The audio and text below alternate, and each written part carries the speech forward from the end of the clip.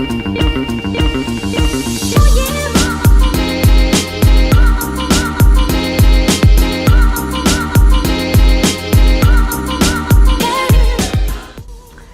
everyone! I'm actually really nervous doing this. This is one of my first live ever, but this is my first one by myself for now. So I just want to talk about what the point is, why I'm doing this and everything. So Inspiring Figures is a blog column I opened this year in January that I did that I hosted with Tahira, and I don't know, I loved talking to people about when I sat down with Tahira for the first time, for example. I sat down and I was like, you are so amazing, like seriously, you're amazing, and more people should know about your work. And that's why I said, okay, this is what I want to do more of with other people, because I don't think a lot of people talk about these people more often. So this is why I'm doing this today, and I hope you enjoy it, because I know right now the current format is on a blog and it's a written format, and I know from my own experience and from talking to loads of different people that sometimes people don't like reading blog posts. So I love these comments, I always get distracted, but so yeah, not everyone likes reading a whole written piece. That's why I am here to just try and, it's sort of an experiment for now. It's just an experiment for now. So what I'm gonna do is I'm gonna invite this month's inspiring figure into this chat. I've never done this feature before either, so it's an experiment for everybody. And then we'll just get going, and I'll let her introduce herself, because I could fangirl about her forever. So I'm gonna get her to join in now.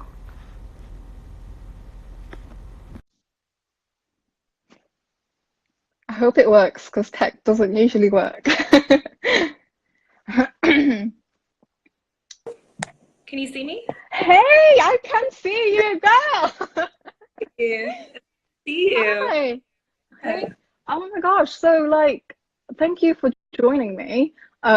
Thank you for coming in and just experimenting with me, because like I said, this is completely new to me, and live streaming is something I've wanted to do for a really long time, and I was like, I'm gonna do it today. I'm gonna just try with someone, and you replied first, so thank you so much. It means so much to me. So I want to quickly just talk about how I found you and go from there, and then we'll start the interview. But how are you doing today first? Great. It's 11 in the morning here. You're based out of in the UK. I'm in the UK. Oh, wow. What part? Yeah. I'm in up the north, so in Sheffield. Not many people know where Sheffield is. It's next to Manchester. Oh, okay. If you know where Manchester is.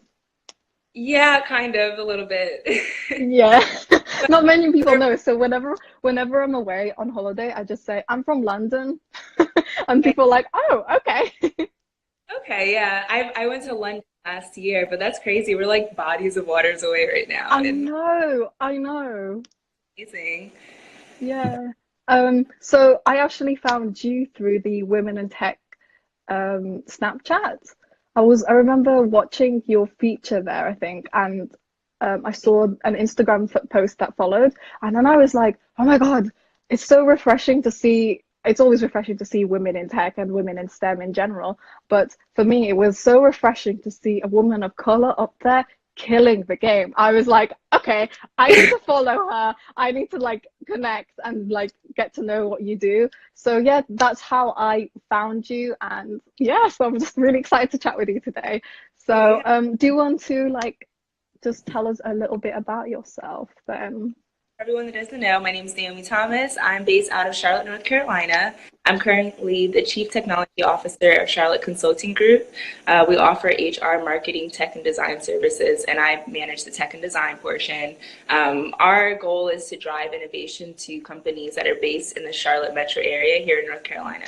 And I'm also an advocate for women in tech, as you can see from my takeover on the Women in Tech page. So I'm always here supporting women like you, always an open book for anyone that wants to dive deep into a career in technology, whether it be coding, managing, or just interested in learning and staying up to date with what's going on in the STEM field. So I'm happy to join in on this conversation. You have some really, it's a really good, initiative that you're taking on here. It's different, and I really am happy to be a part of it. Oh, fabulous. Thank you. It's really exciting. Actually, when I was reading everything that you do on like just on your Instagram, I was literally like, that's amazing. That's what I want to be when I grow up. I want to be just like her.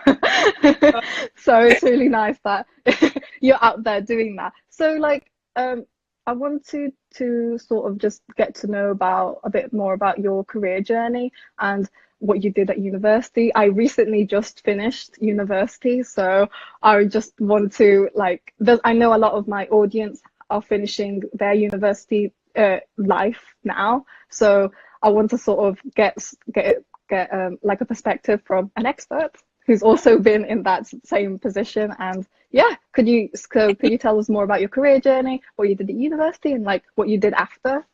Right, and quick question, what university did you go to? Did you go in Manchester near London? Like what school did you No, go?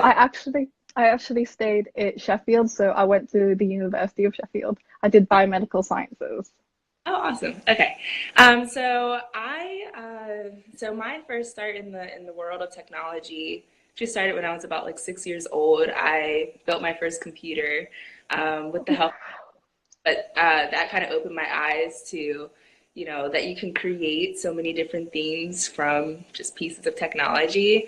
And so my parents noticed my interest in just non-traditional type fields and put me in like women in engineering camps, women in computer science camps. If you've heard of UC Berkeley, I did like a computer science. Oh yes, yeah. University of Virginia, I did a computer science institute there, and I participated in a couple programs with Google. I went to school at the University of North Carolina at Greensboro originally for about 3 years, and I studied computer science and business management simultaneously. I ended up dropping computer science because there's two different curriculums, and if I wanted to do both, I would be there for like 8 years, like double. Oh, really? And so it's just like too much. Where computer science is one of those industries that, as you know, you can kind of learn on your own, and there's so many resources online. Mm-hmm. To I participated in a coding boot camp during the summer where I learned full stack development. That was like Ruby on Rails, JavaScript, just the basic HTML, CSS, Mm-hmm. and so that pretty much I did things like that to help feed my brain with more computer science knowledge. And Mm-hmm. all throughout college, I just participated really heavily on campus. I was president of a computer science organization. I initiated a lot of programs surrounding getting more kids K through 12 involved in studying technology. So I raised about $30,000 one time and put on Wow. workshop series for K through 12 students in the community. And it was centered around making learning about computer science fun and allowing them to have the opportunity to learn hands-on with like Lego robotics, ed tech products that Wow. you're learning through the robots, Ozobots, Sphero, if you've heard of any of these. So, hey Stevie, I just want to shout out to my that's Hey. so anyway, I so throughout college I was really active on campus, and then I know you asked about my first job. I had my first internship with a software development company that created technology for the maintenance of trucks. And now this was something that was Wow. completely not my ideal internship, but it was perfect because, you know, I was a freshman applying for interns for like my summer after my freshman year. And, you know, a lot of people just get really, you know, discouraged when they're getting Mm. the no's from, I applied to Google and Twitter and all the big Oh, yeah. that everyone dreams to work for, and I got no's from everywhere. I spent about, you know, I spent a lot of time. I sent about 100 applications out and got no's from everyone. And finally, someone local, you know, they brought me in for the interview for like an IT intern. And I thought I completely bombed the interview at first because, you know, they asked me if I knew how to rewire server rooms and Yeah, yeah, yeah. put together computers. It was more hands-on with the IT side, and you know, it ended up being an amazing opportunity because I did learn about that side. I did rewire server rooms. I did make Cat5 cables and set up employees' desks and things like that. And then they saw, you know, they still wanted to consider my interest in learning about web development. I had a web design company at the time, Hmm. and me throughout different departments, their marketing department, the web design department, and they asked me to continue for part-time job after my internship. And it Oh, worked out wow. because it was local, and they allowed me to not only work, you know, in the office, but also virtually and on campus when I wanted to. Sometimes a Oh, that's fab. class, like it was like really cool, you know, like awesome opportunity. So that getting that you know, having that experience really did help push, you know, my other initiatives and allow me to work on my web design company simultaneously. So fast forward, I had the web design company for about 6 years, and I just graduated from UNC Charlotte in December. um, and you know, I had hired a consultant about 4 years into the web design company, and she brought that marketing, you know, I guess like perspective helped me grow it pretty Mm. effectively, helped me value my websites, price it right, and have all the systems in place to, you know, like automate it. And she had me like overbooked for like months at a time. And local, she's in Charlotte, and she's now my business partner that we started Charlotte Consulting Group. And she brought the marketing and HR perspective, and I brought the tech and design. And so it's a That's perfect, amazing. yeah, it's a Yeah. partnership. And so we're just, you know, rocking and rolling right now. I'm Uh, seeing it all over. Yeah. so that was pretty much my background transitioning into where I am now. Perfect. Wow. Okay. I think like from your story, I can really relate because I did a lot of internships. I really put myself out there during my university experience just because I felt like because I did biomedical sciences, but I wanted to get into tech, so I did all the techie internships myself, and I felt like I needed to do that to get my foot in the door. And I remember my first internship was at a small web development agency, and it was really small, and it wasn't like Google, it wasn't like Twitter, but it was good experience, and I think a lot of people need to like remember these smaller little businesses, and they're as just as useful experience as like other companies like Google, like Twitter. So yeah, Exactly. wonderful. So I've been seeing on your Instagram, along with all these other wonderful women, um, that you're doing a project called the So, STEMist?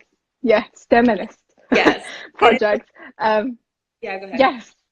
And so, could you just tell me more about that project and what you hope to get out of it? Okay, yeah. So STEMinist, it derives from the word feminist, and we just like Yeah. changed the definition with inserting STEM for science, technology, engineering, and math. And it's pretty much, you know, trying to increase the presence of women and Hmm. minorities, the STEM fields or non-traditional fields in general.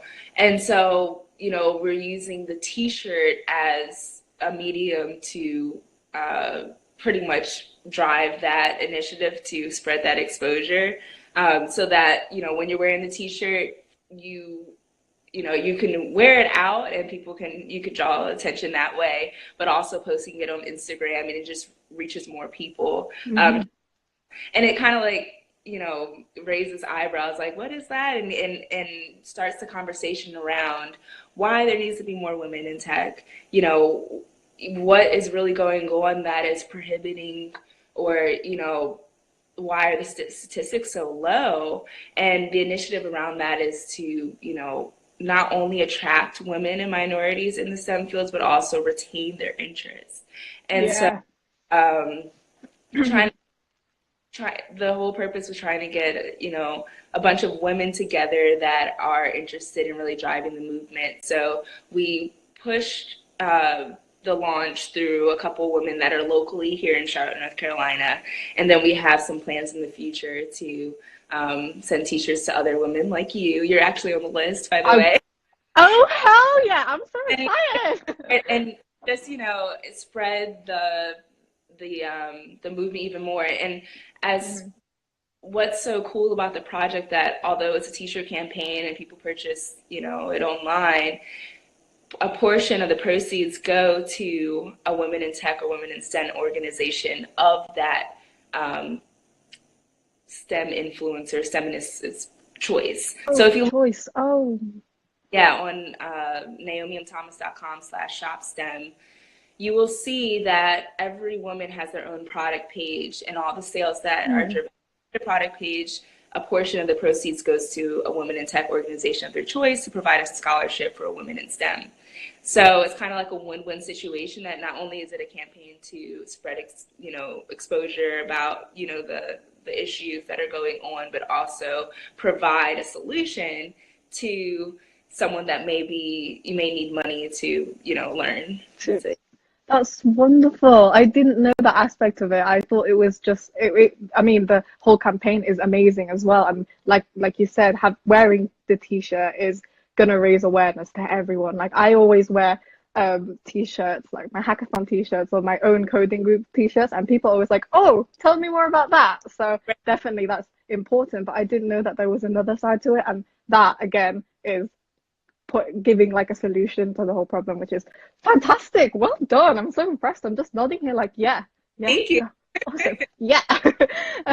So we've talked a lot so far about, your journey and all these exciting projects you're doing. So if you could give me like a few, a lot of other people probably wondering the same, what sort of advice do you have for people who want to get into tech and entrepreneurship? Because you are like a double-edged sword here. I'm like listening, you're a woman in tech and you're an entrepreneur. So what sort of advice would you give people who want to? So it's one of those industries that, some people think if I'm interested in tech, that means I'm going to be sitting in a dark room coding for the rest of my life.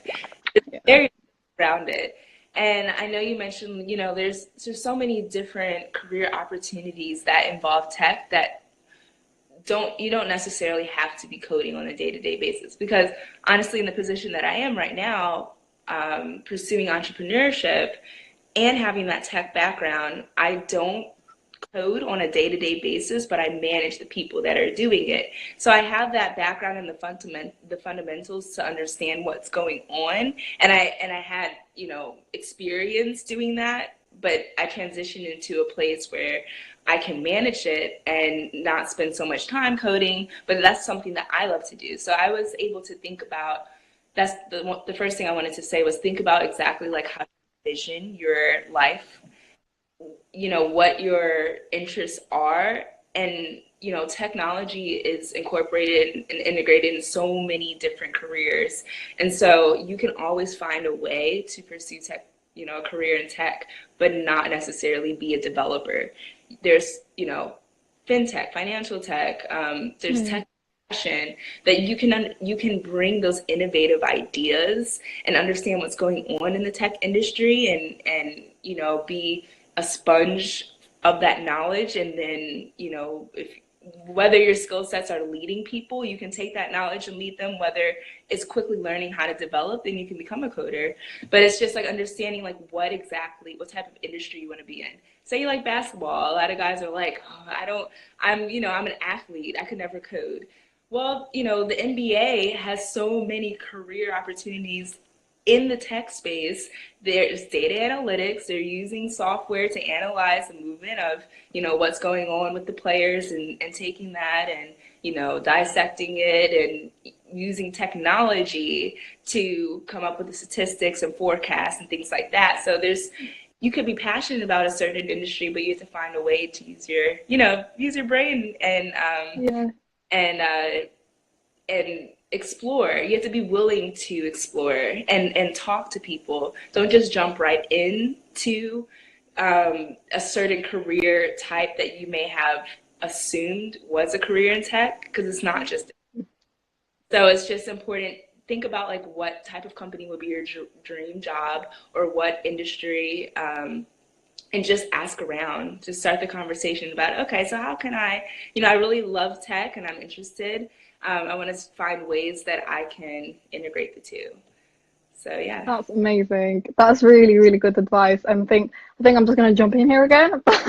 So my this summer I'm doing my first like grad job is in the medical tech field. So I've managed to like fit in my technical skills that the company found really interesting, that they're all like self-taught and everything, into the company. So it also brings in my biomedical sciences background. So everyone wins really. So like I think I wouldn't have seen that as a thing I could do, because I remember when I was entering my final year, I said to myself, I want to do a career in tech.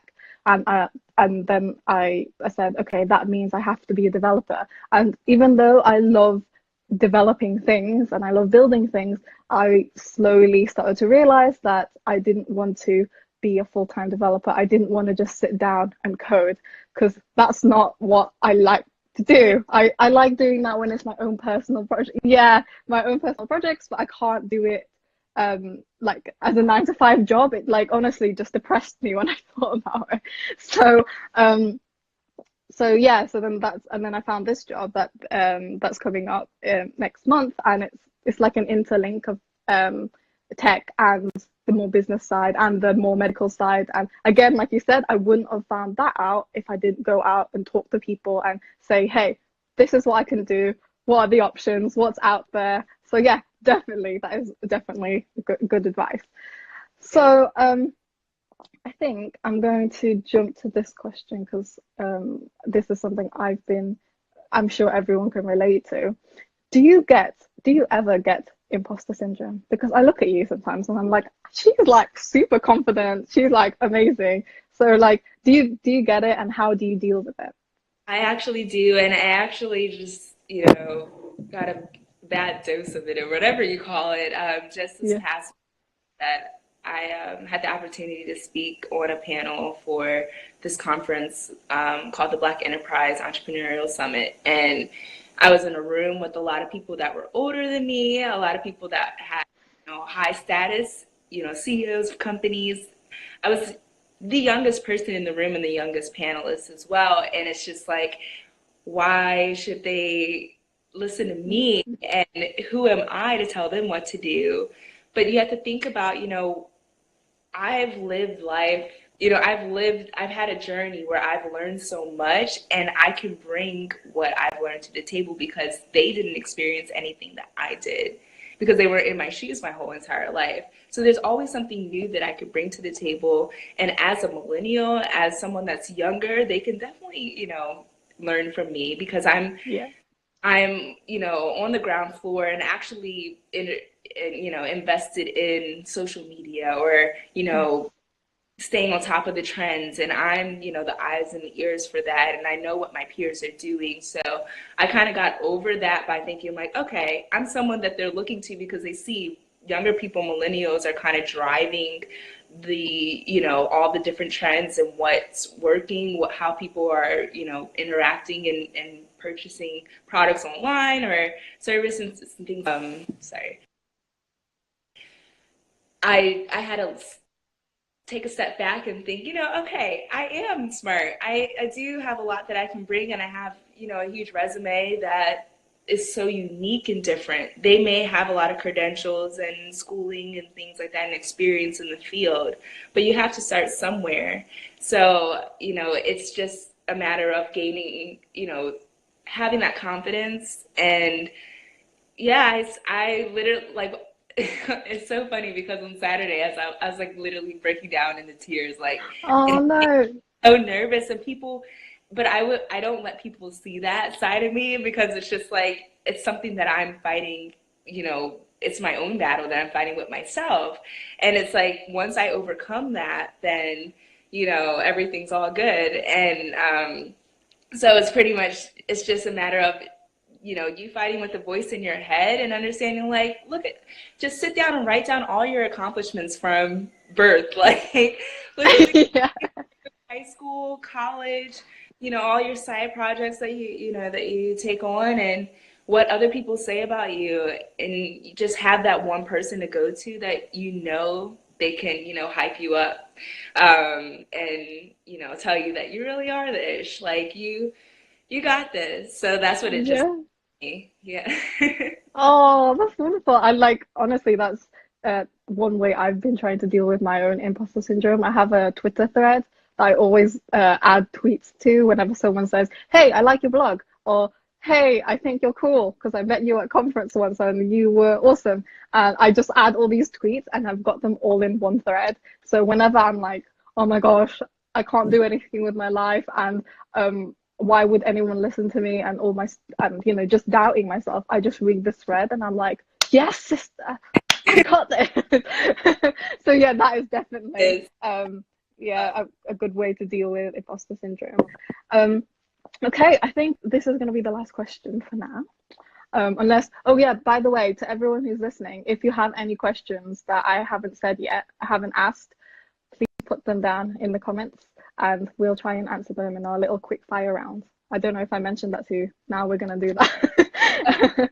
So, okay, so the last question is, it's really, this question is actually really important to me because, like, I've gone to lots of women in tech events and women in STEM events in the UK, and I don't want to name all of them or the ones that I'm talking about specifically, but I found that a lot of them were focused on women, white women in tech.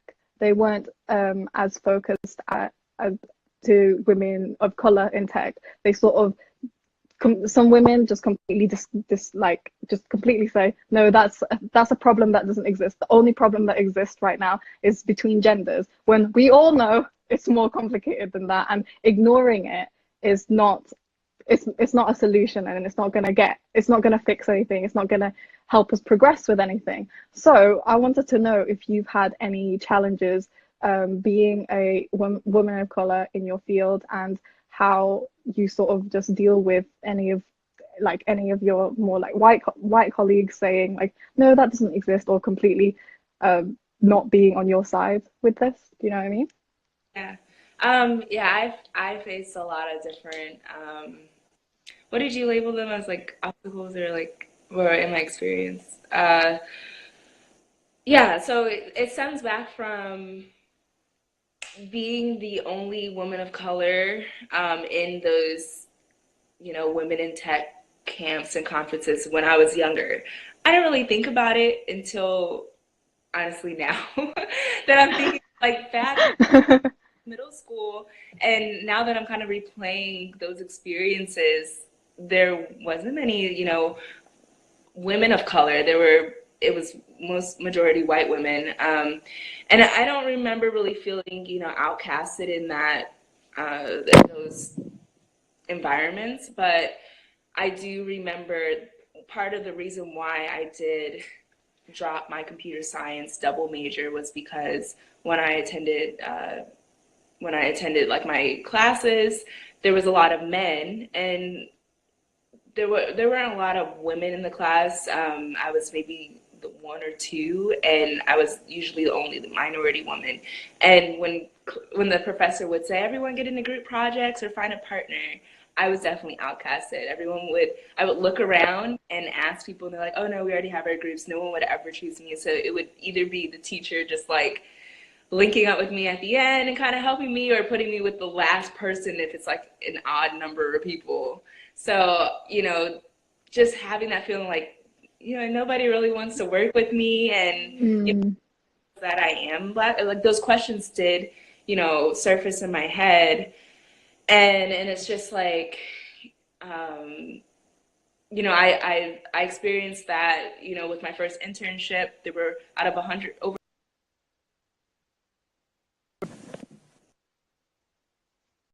Oh, we're back. Ooh, can you see me? Yes. I can't see myself. Oh no. Oh no. I can see you though. Okay. Can you see me now? Yes, I can. Okay, let me know if the camera switches over because it did this. Okay. Anyway, so out of over 100 women or 100 employees, there were only 6 women in the company when I interned, and we each had our own bathroom stall. Like you can tell it was just completely taken over by men in the company, and it's understandable because it was a trucking company. But even in the software development teams, you could tell it was not, there was no minority women or men. And they did treat me the same. They included me, out to lunch or whatever. So, it is an issue that it's kind of like there needs to be more awareness around minorities and women in STEM. And not just, oh, there needs to be more women, but also we need to include more diversity in women in itself, just, compartmentalize Yeah. what is really going on, and try to drive initiatives that are based or directed to those specific issues. So there can be initiatives surrounding like campaigning for women in STEM, Black women in STEM, Latina women in STEM, all these different minor issues. And once you work on them individually and then all together, then I think that you will see some progress. Yeah, Um, I definitely agree. Other questions that are coming in. Yeah. Just got some mock Yeah. on STEM subjects, and they were a lot lower than I was expecting. Do you have any advice? Uh, is that like for exams that, or Yeah. So so mock results are those it's like a practice test before okay, the real test, but it gives you like it's like the grounding grade that teachers use to say like if you're applying to university, like because of the mock results, they have to go on to do this is their final result based on our predictions. That's what they use that for. So it's sort of important. yeah, I'm sorry to hear that, but don't let that discourage you because that's honestly like normal to Yeah. depending, because I have to be honest, like I didn't receive straight A's all through my programs. I did do poorly in some classes, some math classes, some computer science classes. So it's like, don't let that define your interest in STEM. Um, and I'm not sure what you mean, like any advice, like advice on like, I guess, retaking them and doing well, or still staying interested in the STEM field, and not letting that affect your career. And it's just all a matter, everyone's different. So I have mixed feelings about like how the entire education system works, and how everyone learns at different paces and learns in different ways, but we're all tested the same way and in the same time. Mm, Just like, even if you do poorly, you go look back at what you got wrong and just perfect that, despite if it, how you look in the class compared to everyone else. It's all, the most important thing is going back and making sure you understand what you did get wrong. So I guess that's the advice I would give. And what advice do you have for college students wanting to be entrepreneurs in the tech world? So in the tech world, kind of falling around, like kind of like what I did, where I tried to understand the fundamentals so that I can, yeah, no problem. So I can be an entrepreneur and lead. So you can't just jump into, it's not impossible, but it's not wise to jump into an entrepreneurial type role or a management type role or start a company in the tech industry without having any background or any experience in tech whatsoever. So just like oftentimes the most successful CEOs start off as the janitors of the company or in learning about different roles so that they're able to effectively manage that particular role because they were in their shoes at one point. So that's the advice I would give is still learning how to those fundamentals so that you can effectively lead in the future. And then I'm not sure if we're running out of time. No, no, don't worry. We're fine. Oh, I'm back. I can see myself. Okay. Finding internships for summer or mentors already in their field. I'm from Charlotte. Oh, hey. And attend North Carolina A&T. It is hard for me to find opportunities due to being in the Army. So you're trying to find internships with mentors that are already, so you have mentors that are in the field. I mean, it's just starting that conversation and talking to them and seeing figuring out exactly what your goals are and your interests, and then how positions that they may have may align with that. And we covered this a little earlier in the conversation, but just, talking to people in the fields and exploring what opportunities there are out there before you commit to something.